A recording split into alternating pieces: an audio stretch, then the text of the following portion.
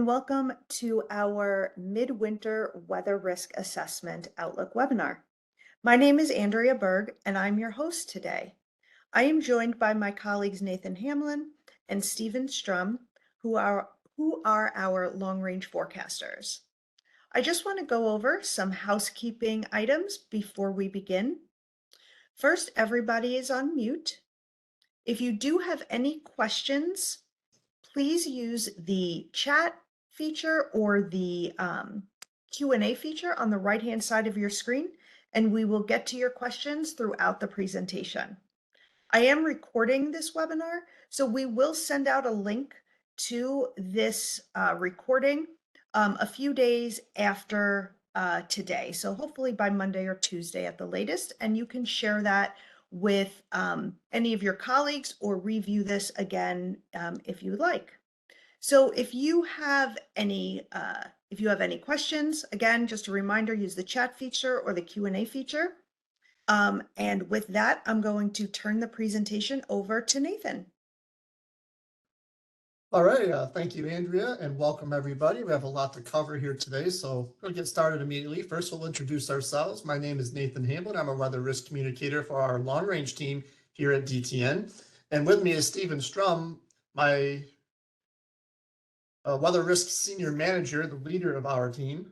And we have both over 2 decades of forecasting experience that we're going to bring to you today. And our agenda will be as follows: climate review and trends. So we'll kind of take a look at what happened so far this winter real quick. And then we'll go over some forecast techniques. So our ENSO outlook and analog patterns, which is our statistical forecast approach based on previous years. And then we'll talk about the polar vortex a little bit. And we'll compare all that to what the computer models are showing us for the rest of the winter season. And then I'm going to hand it off to Steve, who's going to run us through the forecast and then the impacts they'll have on different industries. And then when we're done with that, we'll talk about whatever questions that pop up during the course of the presentation. So let's go over the winter so far. And so far this winter, a strong El Nino has been the dominant feature so far, and it has changed the weather quite a bit versus previous winters. We had a stronger jet stream across the southern U.S. So you can see on the right-hand side of the screen where all those reds and yellows are, those are stronger jet stream winds aloft. And those have been howling across the subtropics into the Gulf of Mexico and the southern part of the U.S. with weaker jet stream winds across the northern U.S.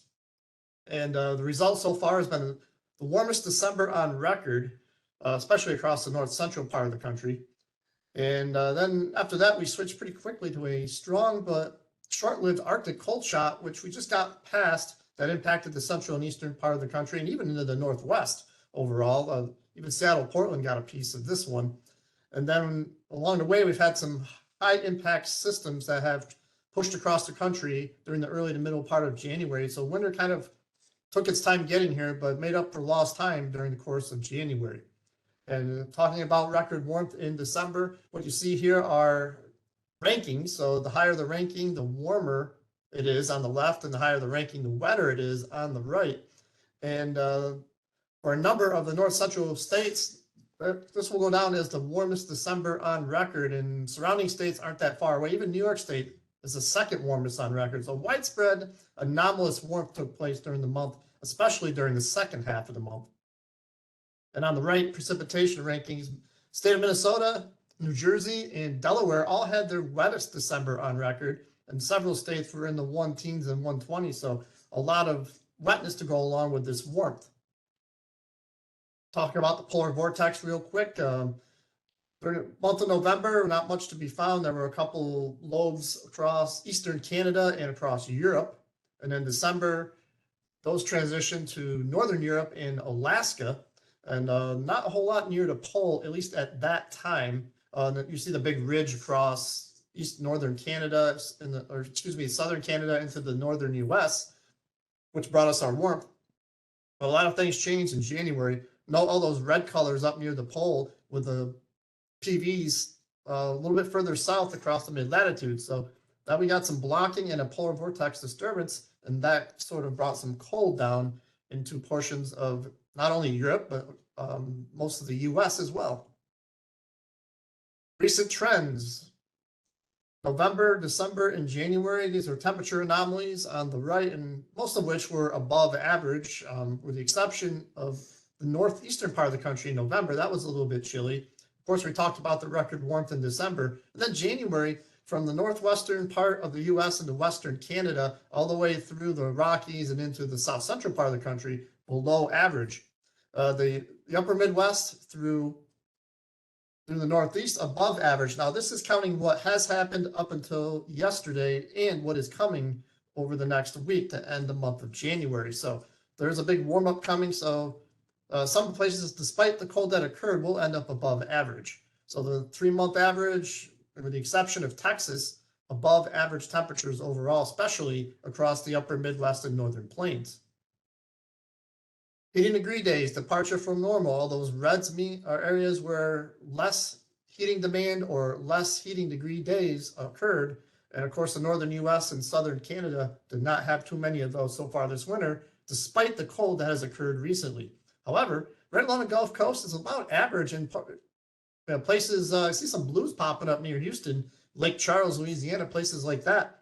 Actually had a little bit more than normal. So not everybody was super warm, but a lot of places were. Great Lakes ice coverage. Now, there's not much of that out there with all that warmth that occurred. We have it pop up a little bit. So if you look at the Great Lakes ice cover on the right-hand side, and this is usually how it goes. It peaks in later February and into March. And the red line is the average. And of course, there's years where it's been almost totally frozen over. And then there's years that barely anything gets frozen over. And for a while, it was looking like we were headed that direction. But the cold snap is starting to brought some ice into the equation and got us still below average, but we were a lot closer than we were in the early part of January. That being said, only 12.3% ice cover at this moment, and that's below the historical average. And most of that's on the shallow end of the western end of Lake Erie, but there's some in some of the shallower parts of other Great Lakes as well. Some of these water temperatures are running a bit above average, so if we can get any cold to go over these waters, there's still a lot of lake effect snow to be had. Talk a little bit about precipitation, and on the right by month, all those dry colors in November. If you're out, unless you lived in Florida or the Four Corners region, it was a dry November, especially across the Mississippi Valley and the plains. In December, things picked up a little bit. The upper Midwest was very wet. We talked about the wettest December on record for Minnesota. And then the eastern seaboard was also very wet. And let's not forget about the Pacific Northwest. And then January, now this is what has occurred and what is about to occur for the total month here. And a lot more active for a lot of places, especially the southern and eastern part of the country. Pacific Northwest also under the gun. So far, overall, the storm track has stayed a bit north of Southern California, but from the Bay Area northward, especially through the Pacific Northwest, it has been active. On the other hand, Southern Canadian prairies through the Northern Plains, Northern Rockies, below average precipitation. Seasonal snowfall so far on the left, you see the raw snowfall totals for the country, and a lot of places that usually get snow have seen it, but and some places that usually don't get snow have also seen it. So there's a stretch from North Texas through the Tennessee Valley where we're running above average. And then there's another stretch from Kansas, Nebraska through Iowa, southern Wisconsin, and northern Illinois that's also been a little bit above average. And that's been not too surprising considering that we are in an El Nino. And also not too surprising the fact that Minnesota, the Great Lakes, and into the Northeast have not seen above average snowfall. Some places well below average, especially the lake effect areas. And not a whole lot of anomalies so far in the West, other than the Four Corners region and the Great Basin, a little bit above average. So some highlights from the winter season. Extreme warmth has occurred during December. We talked a little bit about that. And December 17th through 18th was a very high impact period.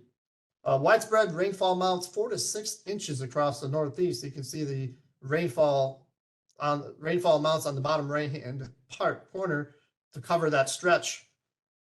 And then on top of that, we had wind gusts of 40 to 60 miles per hour. That combined to produce a lot of flooding, and also because those winds were out of the south and the onshore direction, that produced widespread power outages across portions of southern New England. And then we fast forward to the 9th of January, you had a widespread damaging wind event from northern Florida through southern Virginia, and then that stretched all the way up into portions of upstate New York. Severe weather reports on the upper right-hand corner were widespread in that part. So those were just with the thunderstorms. And then outside of that, there were winds that were outside of thunderstorms that produced a lot of damage to the north. So that was another high impact day. Then the 8th to the 10th, we had a heavy snowfall event from Kansas through eastern Nebraska, Iowa, northern Missouri into southern Wisconsin. It made up some of those positive anomalies I just showed you. And then we had heavy snow from eastern Nebraska through northern Illinois, southern Wisconsin, and Michigan on the 12th to the 14th. So back-to-back type of events. And on the heels of all that, we had a major Arctic air intrusion with record cold across portions of the Central Plains, and freezing rain surged deep into the heart of Texas. Even the Houston area has experienced part of it. So severe weather so far this winter, December and January, not too active in December. Tennessee Valley and through the Gulf Coast were the most active areas, but January it was very active, but most of that, notice there was about 474 wind events so far in January. 354 of those occurred on the 9th alone. So it was a very, very active high impact day. And again, from southern Virginia through the Florida Panhandle were places that were impacted the most. There were a few tornado reports in the Florida Panhandle that day. So that was a very high impact day. But other than that, it's been relatively quiet other than a few flare-ups during a couple 2 or 3 day stretch. So let's go into the seasonal forecast now that we've reviewed what's happened. And our winter seasonal influencers. Now, typically ENSO is our largest influencer. We graded it 40%, although it can vary based on its strength. And we have pretty good skill figuring out what that's going to do during the season ahead. Then we talk about the polar vortex. We call that 30% because it can weigh down on a season very heavily. And we have fair skill. And what I mean by that is that we're pretty good at picking out the years that can have polar vortex disturbances or more susceptible. But what we're not good at is nailing down timing and impacts from a seasonal standpoint. So for example, I can't look at you in October and then say, oh yeah, we're gonna have a strong polar vortex disturbance in January, and this is exactly how it's going to impact you. We're not quite there yet, but those types of things, you can build those risks into the forecast. And then other subseasonal things like the Madden-Julian oscillation, referred to as the MJO, and snow cover and things like that can contribute to the seasonal totals. And we have pretty low skill at that. Those things are known for on a weekly or even daily basis and not a seasonal basis. And then of course, trends. So the 10-year trends, whatever's been happening consistently over the past 10 years, we're pretty good at picking that out and building that into the forecast.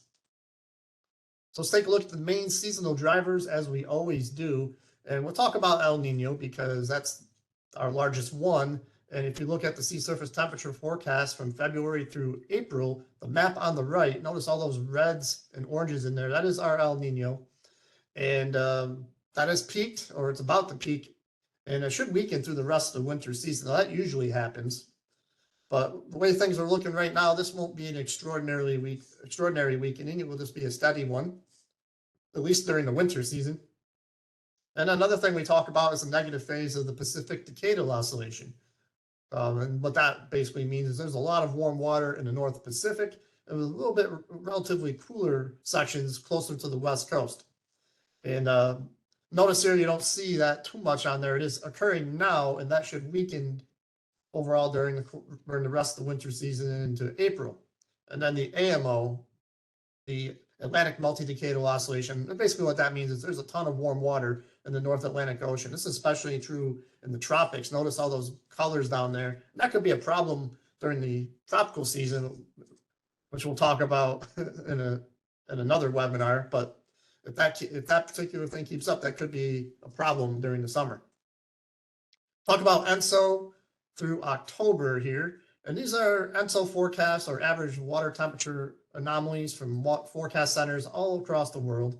Notice there's a ton of models there, and the maroon thick line is the model average. And note where we are now, which is in the El Nino camp, which is we're in a stronger El Nino. And then note, every single model says basically the same thing. It's going to weaken, go into neutral section during spring, and then in the summertime, La Nina should establish. Now, some models are faster at weakening the trend than others, and that's basically the main challenge, but we have very high confidence in the trend. So let's take a look at analogs, and what that means is our average weather conditions from previous years had similar ocean temperature patterns that we just talked about.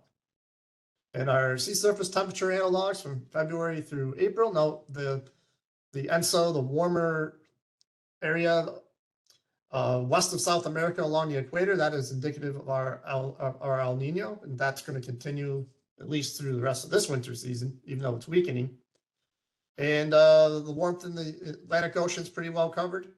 And so our years that we found exhibit similar characteristics. Now we have some older years in here, and water temperatures are a lot warmer these days. So some of the cold that you see in there is not going to happen. But it's hard to find the perfect analog because things are always changing and evolving. Jet stream analogs. Now, we talked about jet stream, what it's done so far this winter. It's not going to change for the rest of the winter. The stronger jet stream winds are going to be across the subtropics north of Hawaii, stretching across Mexico into the Gulf of Mexico and the southern U.S. So the storm track, more or less, should spend most of its time there. At least, well, there'll be some variations, but the storm track across the southern U.S. is more favored. Let's take a look at it month by month. We'll take a look at February, and this should look relatively familiar. We have a lot of warmth across the north central part of the country into the northwest and the western Canada, and below average temperatures closer to the Gulf Coast and the southeast U.S. And not much of a signal in the northeast. Chances are there'll be some ups and downs in there. That's what it's trying to tell you. And the precipitation side bears out what we're talking about. As busy along the west coast, California, and then busy across the southern U.S. and then the east coast, and then below average precipitation for the Great Lakes, Ohio Valley, and up through the northern Rockies. In March, warmer than average temperatures across the northern U.S. overall, and below average temperatures from the Four Corners region through the Gulf Coast. March is shown to be a more active month on the analogs for a lot of places, with the exception of the Ohio Valley and portions of Western Canada and into the Pacific Northwest. So the storm track be a little bit further south into California, as opposed to being in the Pacific Northwest and British Columbia. In April, not much different than March per se on the analogs, above average in the north, near to below average in the south. But the precipitation outlook looks a little bit different. It does show above average precipitation for California into the desert southwest, but it shows a lot of below average precipitation from the Great Lakes to the Mississippi Valley. Maybe a little bit damp in the northeast overall, but this is a bit of a change from what March is showing. So if we look at a 3-month average, above average temperatures across the northern U.S. and near to below average temperatures closer to the southern border in the Gulf of Mexico. And precipitation, the southern storm track showing above average precipitation across most, if not all, the southern U.S. and below average precipitation for the Ohio Valley through the Great Lakes and the northern Rockies. And then you see that little patch sticking up into the central plains. So I think we'll get a little period where we get the storm track to go a little bit further north. And this is what the analogs are trying to tell us. Let's break it down from a daily standpoint. I took those same analogs, these are 10 years, and I did 1 week averages. And then I took the standard deviation and went one on each side. So this is meant to show a couple things. One, what are their favored periods where it could be warmer or colder? And two, what is the confidence? Because the further apart the red and the blue lines are, the less confident that this is. I mean, there's some variability involved in the analogs. And the closer they are together, the more confident you are. So for example, the latter part of January, notice the warming trend that it's showing. And pretty close together, the blue and red lines are. So the analogs have pretty high confidence that that's going to happen. So that's lining up with what our forecast reality is. And then note the cooler look in the middle part of February. So we're expecting, the analogs are expecting things to trend a little bit colder again for a period. And then it warms back up again by the time we get to the very end of February and early March, and then maybe another dip in mid-March. So lots of ups and downs here. Warmer periods and colder periods will be there. The warmer periods will outlast the colder periods by time. So that's what this is trying to tell us. Let's take a look at some snowfall anomaly analogs. And from January, I did this from January to April, so we ignored what happened so far. And where you see the blues, those are above average snowfall totals, and the brown or orange colors are below average. And there's a theme here. The couple places stand out. First of all, the Four Corners region, desert Southwest, especially the higher terrain, pretty active. So, and then that gets into the southern plains to a certain extent. So I don't think we're done with snowfall threats into Texas for the rest of the year, with the best chances, of course, in western Texas. And then another area kind of stands out, the Mid-Atlantic and through the Tennessee Valley, the Appalachians. All of those areas, many of the analogs have it there. Now, some of that stuff is event dependent, so there's some variability. But this is a type of year where you're going to get more events there. And also below average snowfall, that stands out pretty well across the northern Rockies, and then of course the upper Midwest and the Great Lakes have less lake effect snow events overall. And that's what is shown here.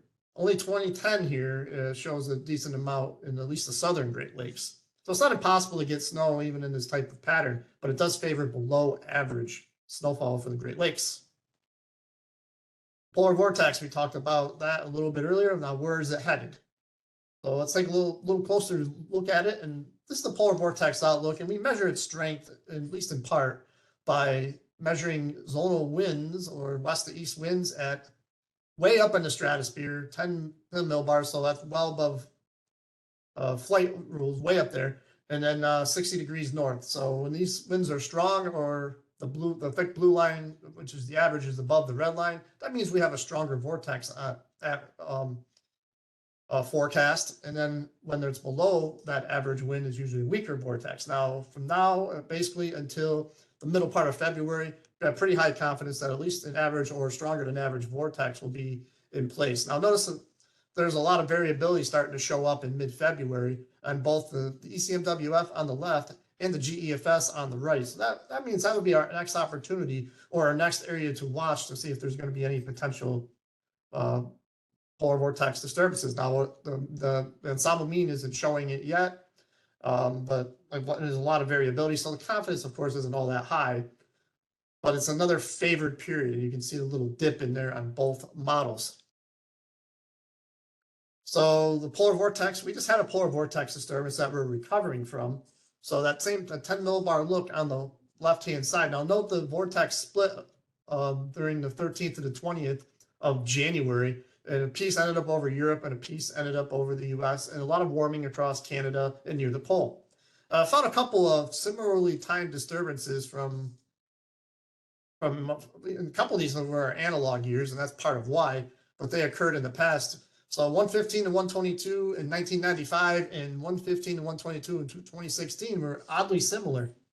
Note here that they had the split. Now, that's not exactly the same. No analog ever is. But it does show that little split there, that warming into Canada towards the pole. So it is pretty similar. And if we look at the bottom, the resulting 500 millibar configuration in mid-February, they were somewhat similar. Note the blues in the eastern part of North America and the reds in western part of North America.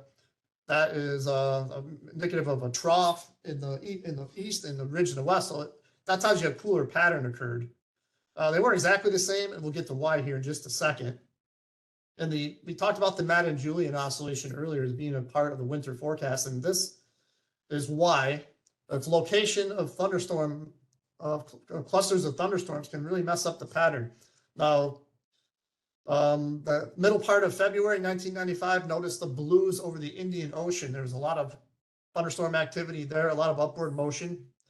And then compare that to the 2016 case where it was near the date line, so it's a lot further east. And the temperature anomalies were different as a result. Notice how more widespread the cold was in 1995. It affected the central part of the country, getting into Texas, as well as the east, whereas the 2016 case only impacted the east, especially the southeast, and it wasn't even all that cold in the north.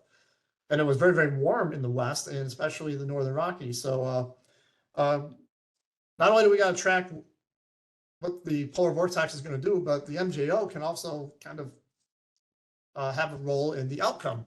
And so let's take a look at the forecast through mid-February of the MJO. And ECMWF on the left, now you see the blues, that's where the upward motion is. You can see the wave moving from left to right. Now notice the little blue section there in the Indian Ocean where I have highlighted in the box. If that becomes stronger at the same time the polar vortex disturbance 4 weeks after that occurred, that could mean we could get another shot of Arctic air, kind of like what happened in 1995. And on the right, we have the Australian model, so you can see getting into phase 7 and phase 8. This is by the 21st of February. If that is further along and into phase 1 and stronger, that's what we're looking for. So right now, the models aren't really showing that to be exactly the same, to be kind of a unique case in its own. But there is potential. That's something that we're watching for the middle part or even end of February, depending on the timing. So all that being said, let's take a look at some weather models here to compare all that to. In the next few months, the CFS model, the American model, the temperatures on the left, precipitation on the right, and lots of warmth being shown on this model. It is in the same location, of course, as the analogs, the Northwest and North Central. So that does match up, but it is a little bit warmer in the Southeast near the Gulf Coast, even though those are the coolest areas on the models. In the March and April, same kind of thing. Warm in the north, not quite as warm in the south. Precipitation, it does show something somewhat similar to the analogs where it is busy in California and busy near the Gulf Coast and not so much from the Ohio Valley to the Great Lakes. And it does show that little busy, above average patch in the Central Plains and implied into the Four Corners region. And then precipitation in March, not quite as widespread above normal as the analogs, but it does show the interior west and the south being above average. And it keeps that dry signal in the Ohio Valley towards the Great Lakes. And then April, it is somewhat similar from Texas through the most of the Mississippi Valley and into the Ohio Valley, where it has that below average signal. It is potentially a little bit wetter in a few other spots, but it does show that, and it is a little bit quieter in the Northeast. Comparing that to the ECMWF model, pretty much the same idea for temperatures, except for it's a little bit cooler in the south and east in February, but it does show the above average temperatures in the Northern Plains, Northern Rockies, and Western Canada. And then March and April does spread warmth across the northern part of the country, and then the coolest area is in the southeast. So that's not too dissimilar. And the precipitation, February, similar to the CFS, southern US favored, and then the Great Lakes and Ohio Valley not. And then March is a little bit more widespread near the East Coast. And then there's a little patch in the Central Rockies to the Northern Plains. And then in April, it is a lot more widespread with the wet anomalies, which is different from the analogs. So that reduces confidence at least a little bit. And with that, I'm going to pass it over to our closer, the leader of our team, Mr. Steve Strum. Please take it away. All right. Thank you very much, Nate, for going through everything that's impacting the weather patterns for the remainder of the winter season. And so now I'll kind of combine all that together and put it into our forecast, looking at all the trends, the analog guidance that Nathan was able to share with us, as well as the climate model guidance. We'll put all that together into this final forecast. So looking month by month here, as well as the next 3 months as a whole, you can see that in general, the northern tier of the country is still favored to average warmer than normal for the remainder of the winter season, as well as the first half of the spring season. But the southern US generally favored to trend near or cooler than average, especially during the month of February and potentially again during March. Now, note though that while the northern US is favored to average warmer than normal during February and March, we do again expect potentially a period of colder weather mid to late February and again during March. So it won't be above normal the entire time, and likely there will be a couple rounds of meaningful cold across those areas, but the warmth that we'll see in between those colder periods should generally outweigh the colder ones in terms of total duration, pushing the entire seasonal and monthly averages mostly to warmer than average. Now, looking on a degree day basis, we are expecting generally a slightly warmer than average degree day total for the remainder of the winter season. Actually, looking at November through March as a whole, we may come in very, very close to what we saw last year. Our current forecast, we're going for 34, 57 HTDs versus 34.67 last year. So very, very close to what we saw last year for the entire winter season as a whole. Now, if we look at the colder and warmer risks going forward here, note that with our warmer scenario, which is a little bit less likely at this point, we do, for the most part, have a similar regime across the northern US, but there's just not as much cooler weather across the south. Although even in that scenario, because of the very active storm track across the south, typically those areas still tend to average fairly close to average. A lot of clouds, a lot of rain just really helps limit the warm days. And so those areas are still likely to come in near normal, but overall, less chances for cold during that warm scenario. The cold scenario, which is a little bit more likely than the warm scenario, is essentially the same as our current forecast in the overall scheme of things. But in that scenario, the cold that we see in mid to late February is pretty intense. And then again, perhaps during March, we see another fairly intense cold wave. So we may not see necessarily more weeks of cold in that cold scenario, but the cold could be more intense. And that may help the southern half of the country average colder than normal in that scenario. So again, northern tier of the country likely coming in warmer than average regardless, but a couple of periods of cold mid to late February and again during March that could still be meaningful in terms of sub-zero cold, but the warmth overall more frequent than the cold. But again, exactly how much cold we see during those colder periods is still uncertain at this time. And a big player, especially as we head into later February and March, is how much snow cover there'll be. Years that do see well above average snow cover heading into March obviously have a higher probability of seeing colder weather during the early part of the spring season, since that will help reduce the rate of warming as the spring season progresses, at least as long as that snow cover persists. So we'll be watching that pretty closely going forward here to see how that evolves. And obviously the intensity of the polar vortex disturbances that might take place during the coming weeks will be important as well for how quickly the pattern trends warmer during this upcoming spring season. Now, looking at how things compare to previous years, we are again pretty much on par with last winter in terms of our current outlook for heating degree days. That would put us right around seventh warmest based on our current forecast, although we're pretty close to last year, so that may vary a little bit up or down in the final rankings. But certainly not nearly as cold as what we've seen, in winters like 2013-14 or 14-15, or even just several years ago, in the winters of 17-18 and 18-19. So certainly on the warmer side of things overall. And even if we do see some stronger cold coming in, because December was the warmest on record, it's pretty hard to outweigh that in the seasonal average. And so that's really going to help prevent us from getting anywhere, too far up the rankings as we head through the remainder of the winter season. Now, rainfall and snowfall will be something of big focus going forward here. Our current outlook does favor a very wet February for a good portion of the country, the main exceptions being the Northwest as well as the Ohio Valley up into the Northeast. We could see a little bit more widespread, higher than average precip during March, although again, the Ohio Valley could stay drier than average and also stay drier than average during April. So kind of a trend there. But notice that confidence in April is a lot lower again. Some of the model guidance is wetter than what our current outlook is showing, but part of that will also depend on how quickly the El Nino weakens and things like that, which are not completely certain at this point in time. So confidence is lower in the latter part of the spring season than it is in the first half of the season. But certainly through March, most of the country should be quite active in terms of a high frequency of storm systems, keeping the southern tier of the U.S. quite wet.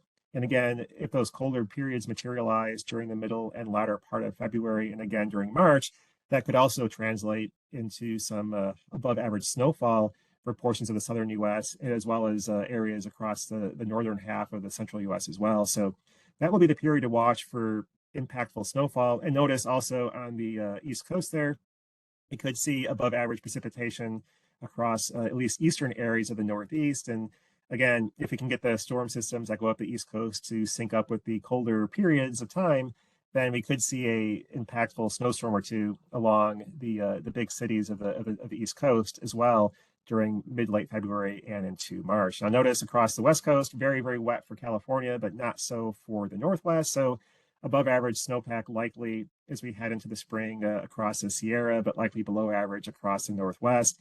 And it actually has been below average so far across the Rockies, or at least the Colorado River watershed in Colorado. But the increased precipitation going forward here should get them near or above average as well, heading into the melt season this coming summer.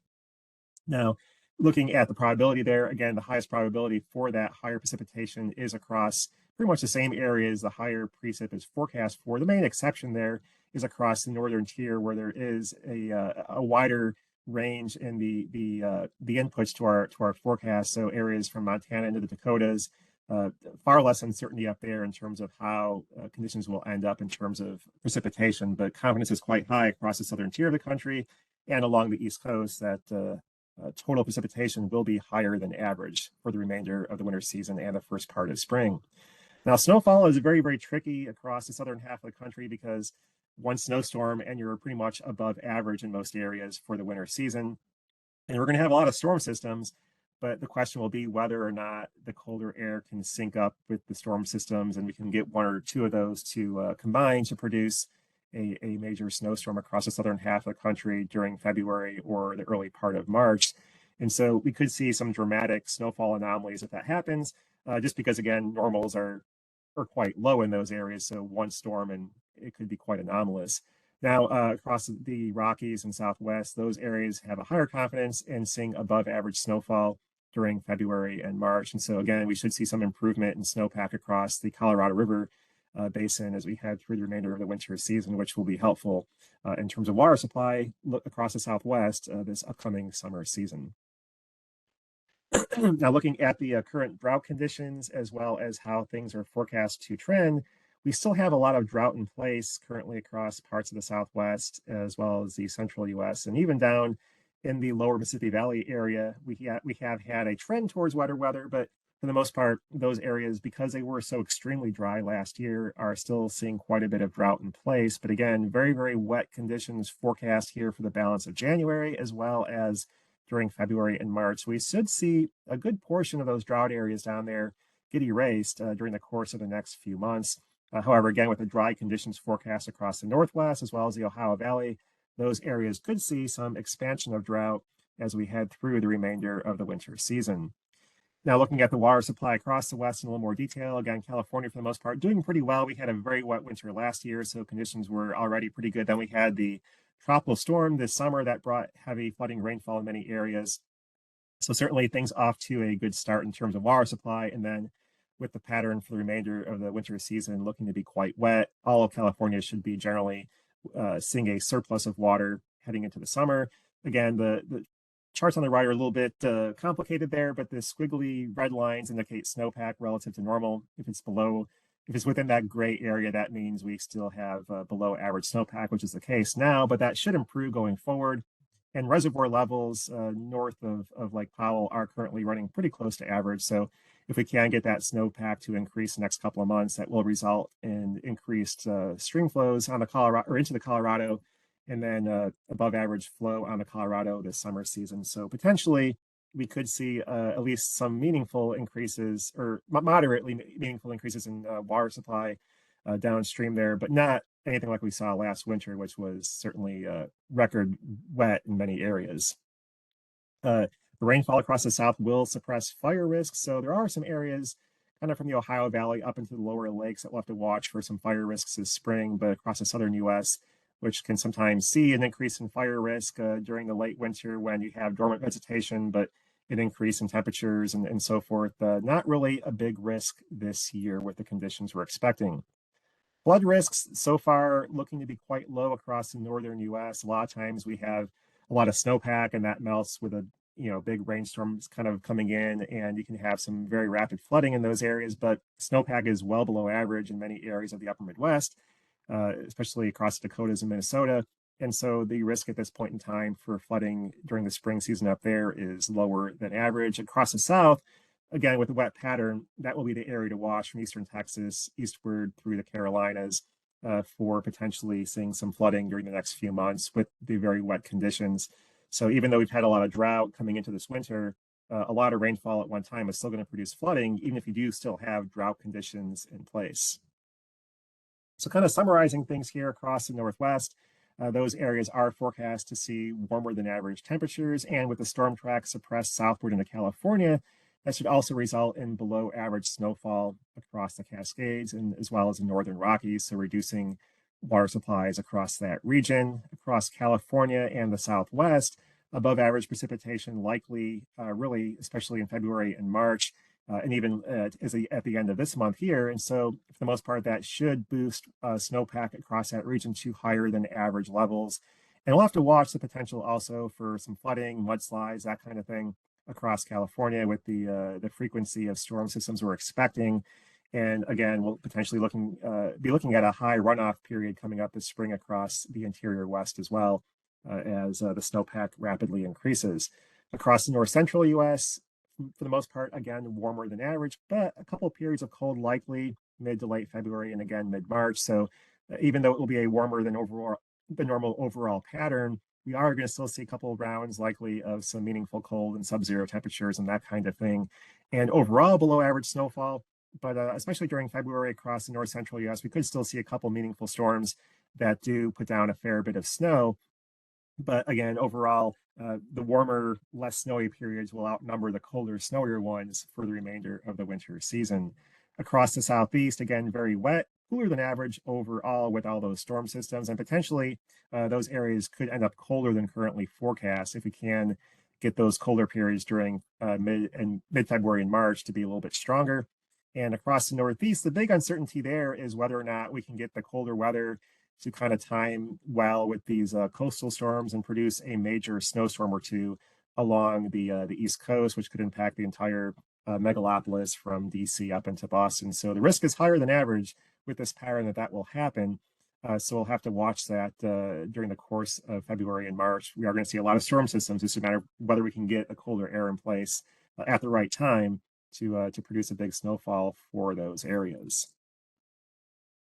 So looking a little bit farther north into Canada, we are expecting, again, much like the northern tier of the US, a warmer than average remainder of the winter season across Canada. But like in the US, we are going to be still looking at the potential for a period of cold to develop. So we should see colder weather develop across the western half of Canada as we head into February, and which potentially would again come down into the US during the middle of the month. So likely, even though it is going to be warmer than average overall, there could be a week or two in there where we do see widespread cold across the Canadian prairies and Rockies. That would be quite significant, but again, not as long of a duration expected with the cold there and the warmth overall dominating in terms of number of days. And a similar story in March, likely a period or so where it's like a week to 10 days or more of widespread cold across Canada, but overall, 2/3 of the month probably coming in warmer than average and possibly quite warm at times. And so still most of Canada should end up warmer than average during March and again during April as well. So again, a couple weeks here and there of some widespread cold likely, but more weeks than not should come in warmer than average across Canada. In terms of precipitation across Canada, for the most part, coming in close to average for most areas for the next few months as a whole, the main exception being British Columbia. Again, with that storm track going into California, we are going to be seeing a below average number of storm systems moving into British Columbia, keeping the overall rain and snowfall totals below average there during the next couple of months. It could trend wetter as we head later into the spring season. That's lower confidence at this time, but for the most part, during the remainder of the cold season, below average storm systems, or a below average number of storm systems expected across the west coast of Canada.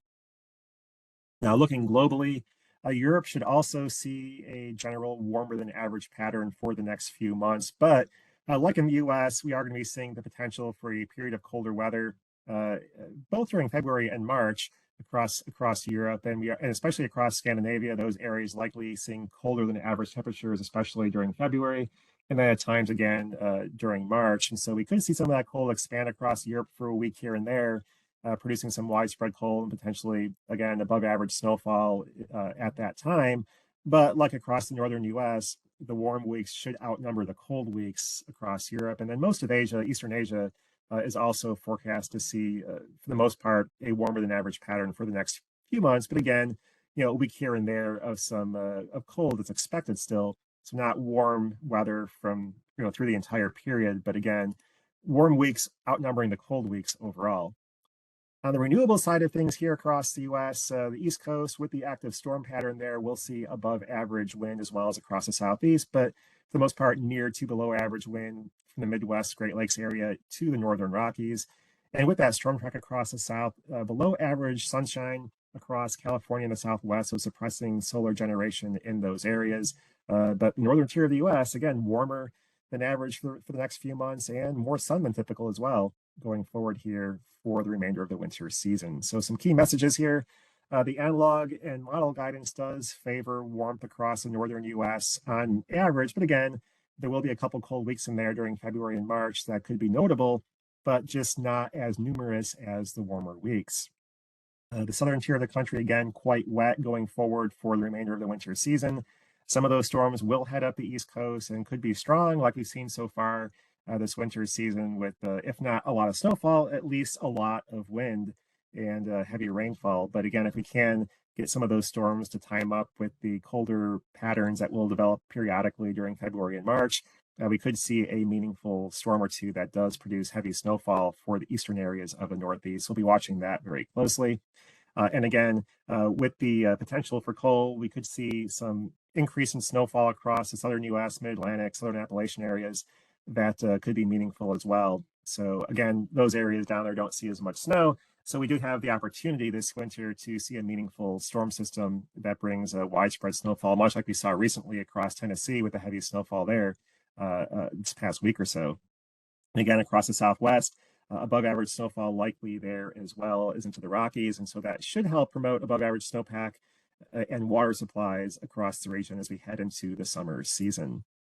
So looking industry by industry here before we wrap things up, on the utility side, again, below average heating demand likely on average across northern US, but a couple spikes likely during February and March with those short-term periods of intense cold possible. But overall, more weeks than not seeing below average demand for heating. But across the southern US with the colder weather and storm systems, we should see above average heating demand across the southern tier of the country. And even if we don't see temperatures come in below average, we should still see somewhat higher than average heating demand across those areas, just because you are going to see a lot more rainfall, a lot more cloud cover than is typically the case. And that will by itself help increase heating demand a little bit above what you would normally see for seasonal temperatures. Severe storms will also be a risk across the South as we head through the next couple of months with a very active storm pattern. There are going to be areas from Texas along the Gulf Coast to Florida that likely do see rounds of severe weather. So some cold season tornadoes, a lot of high wind events potentially with thunderstorms moving through with these storm systems during the next few months. And again, as I mentioned earlier, the potential for an impactful storm or two along the East Coast that could bring, if not heavy snowfall, at the very least, high winds like we've seen with some of these past storms to the Northeast during the next couple of months. On the aviation side, again, the big story will be the strong jet stream across the southern U.S. that will be impacting flights in terms of both the southern and the northern U.S. with below average wind speeds at flight level across the northern tier of the country. That will have impacts with planes flying on the east to west side of things across the country. Also with the southern storm track, there are going to be a lot more disruptions because of IFR conditions, heavy rainfall, potentially occasionally some snow and icing conditions across the South. So airports that maybe don't see as many disruptions during the winter season will likely see more of them going forward the next couple of months, while at the same time, northern airports like Chicago, Minneapolis, those airports will likely see fewer days with disruptive weather during the remainder of the winter season. And again, the potential of the East Coast to disruptions will be there. If we can get a couple of those big storms, we could see a couple of days where we do see some widespread disruption to the entire East Coast megalopolis during February or March. On the transportation side, again, below average snowfall expected for the remainder of the winter across the Midwest areas and as well as the interior Northeast. And so those areas will, of course, have less transportation impacts as a result of that. The big issue, though, will likely be around the Great Lakes, even though we may not see as many lake effect snow events as we typically would see, because we'll see more warmer conditions on average. Because the lakes are not frozen over and we do have above average water temperatures, the cold events that do occur will likely produce a lot more lake effect snow than they would normally do so in February and March. And so we could be seeing again, a couple events that are quite significant for places like Buffalo and areas downwind of Erie and Ontario, as well as like Michigan. So not as many events, but the ones that happen will be potentially quite intense. And obviously, again, the impacts across the south with the heavy rainfall, flooding, mudslides in California, potentially with the active pattern there that could impact transportation as well. So certainly a kind of a mixed bag with the southern U.S. much more active and northern U.S. less active than normal. So kind of a flip of the typical script for the winter season in terms of transportation impacts. Now, looking farther south into the Gulf of Mexico, with the active storm pattern, we are going to be seeing a lot of fronts move across the Gulf. It is going to produce a lot of periods of elevated winds and elevated wave heights across the Gulf during the remainder of the winter and into the spring, as well as potentially a lot of bands of thunderstorms that move across the Gulf and produce some impactful weather conditions in terms of winds and waves and so forth as those sweep across the Gulf from west to east. But the positive side of the active pattern will be that we should see less periods of stagnant weather, and that will in turn reduce overall frequency of sea fog during the remainder of the winter and the early part of the spring. A lot of times you get into that pattern where you just see, fog gets locked in place for many days on end. But with the frequency of storm systems passing through, conditions will get swept out quite frequently. And so while we will still see periods of fog, likely those will be of shorter duration. And so impacts on shipping from the fog side likely won't be as significant as they typically can be this time of the year. Now, lastly here, looking ahead to the summer season, we do expect at this point in time a pretty hot summer across most of the country. There's still obviously some uncertainty this far out because we are expecting a transition to a La Nina regime as we head through the summer season. How fast that happens, how strong it is obviously highly uncertain. And a big impact for the summer is always what the soil moisture conditions are like as we head into the summer season. And so how much rainfall we do see across and snowfall across the central U.S. during the next couple of months will in turn have an impact on conditions this summer. If we do have much higher soil moisture levels than currently forecast, that could reduce temperatures more than indicated here. And it may not be quite as hot. But overall, at this point in time, early expectations do favor a hot summer. And with that, I'll pass things over to Nate here, and you can kind of go through whatever questions have come in. We'll try to answer those the best we can. All right, thanks, Steve. And we have a few questions have come in. We'll go through them right now. First one that came in: how does current national aerial snow cover and snow depth compare to normal conditions for late January? And how is this expected to affect the weather for the rest of the winter season? And you want to take that one? Yeah, I'll go ahead and take that. Well, obviously, we have had a dramatic increase in snow cover during the past, couple of weeks with these storm systems, especially pushing the snow cover into portions of the southeast. We have pretty low snow cover across the north central U.S. Even though we have had some snow cover there, it's pretty thin, and we're going to be looking at a very warm pattern coming up for the end of this week into next week, especially. And so snow cover is without a doubt going to be well below average as we head into February because of that upcoming warmth. And so the snow cover that's there now is pretty much going to be gone by the time we get to the start of February. Again, we are looking for a pretty active storm pattern during February. So the potential is there to expand it quite a bit again during the month of February. And that will obviously be pretty impactful in terms of temperatures later in February and into early March. So we'll be watching that very closely. Obviously, if we can expand the snow cover, that will help increase the risks of cold. But going into February, certainly it's going to be the opposite, with the below average snow cover favoring more warmth than usual for at least the start of February. Yeah, that's great points. And I mean, just this past period, we had the snowpack across Nebraska into Iowa, and as far as the central U.S. goes, those were some of the coldest anomalies that showed up there. So for sure, you get the cold to come in after a snow event. That's usually your best recipe for getting any kind of extreme cold events. So all that stuff has to come together. It did earlier this season. It's kind of uncertain if it's going to come together exactly the same way again. So excellent. Next question here. The precipitation analogs seem to be dry along the west. Sometimes El Niños dry out the Pacific Northwest and guide moisture towards California. Do I think that might happen during the rest of the winter season? That's a good question, and I will take that one. I do believe that we're going to shift the storm track further south along the west coast. By the time during the late December and the early January period, was aimed a little bit further north. and the Pacific Northwest did benefit from that. However, current model projections and our analogs do agree that that jet stream is going to shift a bit further south. So California into the desert Southwest will probably be a bit more active going forward than they were during the first half of the winter season. So to answer your question, yes, I do expect that to shift south, and I do expect things to settle down and become a bit quieter in the Pacific Northwest, especially Washington State and up into British Columbia.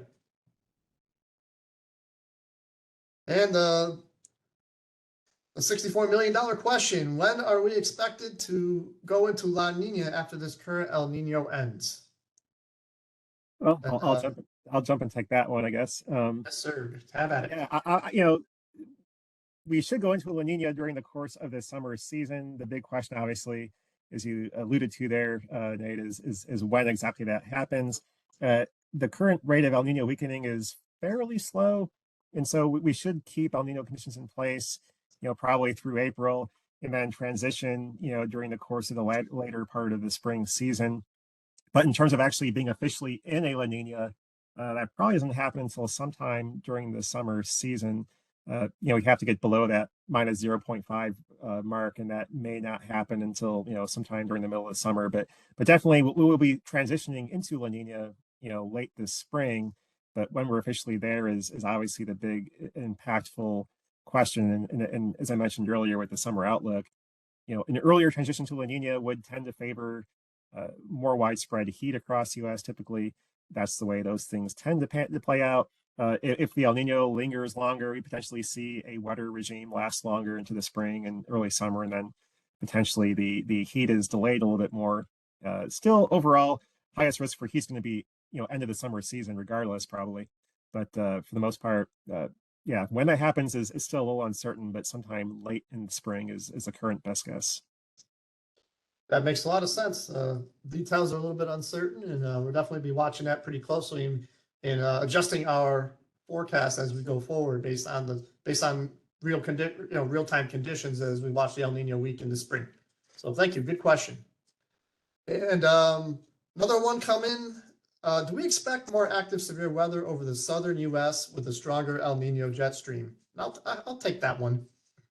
Yes, we definitely do. We've seen that so far this season. We talked about what happened on January 9th with the widespread severe winds across the southeast, and that kind of thing could happen again.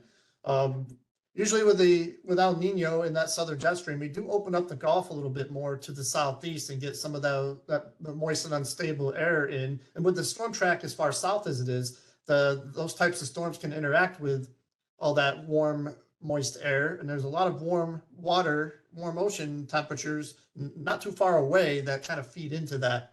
So with that in mind, I would expect that we'll have at least another, at least a couple higher impact periods. Above average severe weather is probably a good bet. But the other thing to point out is that there could be some individual days that no day is exactly the same, but a widespread impact day like January 9th, there's a better than average chance of that happening. So that's something to look forward to, especially if you're closer to the Gulf Coast. It's a little bit more uncertain the further north you go, because of bringing in the conditions are a little bit tougher. Bringing in the moisture and everything that far north hasn't happened quite as often as it happens on the Gulf Coast. So obviously the devil is in the details, and each system will be a little bit different. But this is something we're gonna have to watch out for, at least through February and March, during the rest of the season. And looking for additional questions. I think there's only one left, Steve. What do you think about this tropical season coming up? This could be a pretty high, big ticket type of season with all that warm water in the Atlantic. What do you think about that? Yeah, it's exciting, not in a good way. Yeah, we have, in fact, water temperatures across the main development region of the Atlantic in recent weeks have actually been pretty much where they typically are during the middle of the summer season. So we're really warm right now. Not probably going to see a lot of significant change in that pattern going into the summer season. So odds are very high we're going to have above average water temperatures in the Atlantic basin. If we do get the flip to a La Nina, which is currently expected, we should also have below average wind shear. And so things are pretty much going to be quite favorable at least from those aspects. There are still other things that can play a role, like how much, Saharan dust and things like that we see. But from the big impact events are always wind shear and water temperature, and both of those look to be quite favorable. So above average is pretty much a certainty if we do see the La Nina and the water temperatures remain warmer than average like we have now. The question will just be how extremely active we are. But at this point in time, looking to be a very active hurricane season across the Atlantic Basin. Yeah, I couldn't agree more. And this is going to be one to pay real close attention to as we get closer. And of course, we'll be doing this all over again, this type of webinar covering that exact topic and later in the spring. So stay tuned for details on that as we get closer. And with that, I will pass it back to Andrea to close out the show. Thanks so much, Steve and Nate. And thank you all for joining us for this very informative mid-season outlook update. We will be hosting our summer tropical webinar usually in towards the end of April. So take a look for that. Otherwise, we are recording this, and so you should see a recording in our follow-up emails within a few days. So thank you and have a great rest of your day.